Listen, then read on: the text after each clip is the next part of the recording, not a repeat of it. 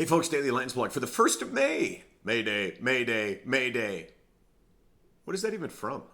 You know what it's from? That was weird, though. Well, there was actually a player for the Buffalo Sabres named Brad May.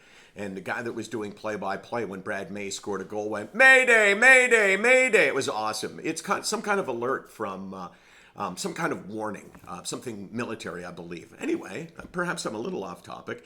So we're recording this, of course, the day before. So this is April the 30th. This is the final day of the month. No case, I'm not going to go 30 days that business. You think I'm so predictable. You were thinking that, right? I was. Yeah, you were. So I just wanted to sort of tally the final score and say that at the end of the month with 30 days, I want to say it so badly, I have 5 marks on my arm. And that is a huge win. And especially in the context of last night, because I went and spoke at a fairly Orthodox synagogue in Toronto last night. And I met a lot of people that some I instantly had a bond with because of the illness. And I heard a lot of really difficult stories, a lot of painful stories, and a lot of stories that, to be honest with you, haunt me. You know, it's like I'm sure if you had a form of cancer that you were treated for it and you were cured of it, or you were at least in remission from it, when you heard that someone did not have success with their treatment, I'm sure you would find it really painful. And I find the idea of people who have treatment-resistant depression incredibly painful. I say to myself, how, you know, because I know the depth of their pain. What I don't understand is having to live with the pain after attempting treatment. So I thought to myself, you know, how do I relate to that? And I can't.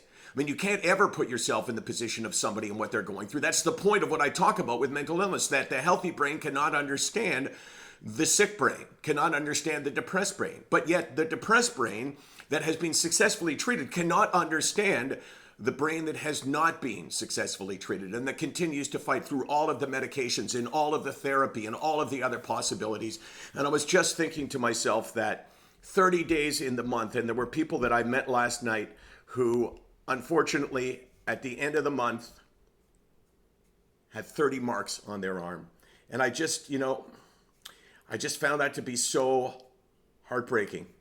And I realize how lucky I am at this time. And I realized 5, 10, 15, 20, 25, 30. Is that right? It is. Yeah. 30 6 marks. 6 times 5. Yeah, 6 times 5.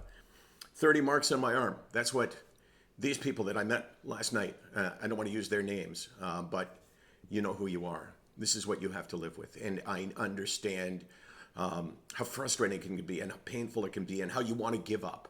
But I'm here to tell you that I know people who have had 30 marks on their arm and have had it on their arm month after month, depending on the month, of course, because we all know 30 days has a, oh my God, I couldn't stop myself case.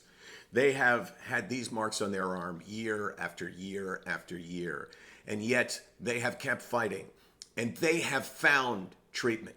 Regardless of what you've done, how many things that you've tried, there's always, almost always, something else out there, and you never know whether the next treatment will be the treatment. You must keep fighting. There's no other way. And unfortunately, no one can fight for you. We can fight with you, but we can't fight for you. Please do not give up.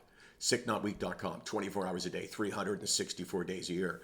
We're here because we understand having 5, we understand having 30, and we understand having none.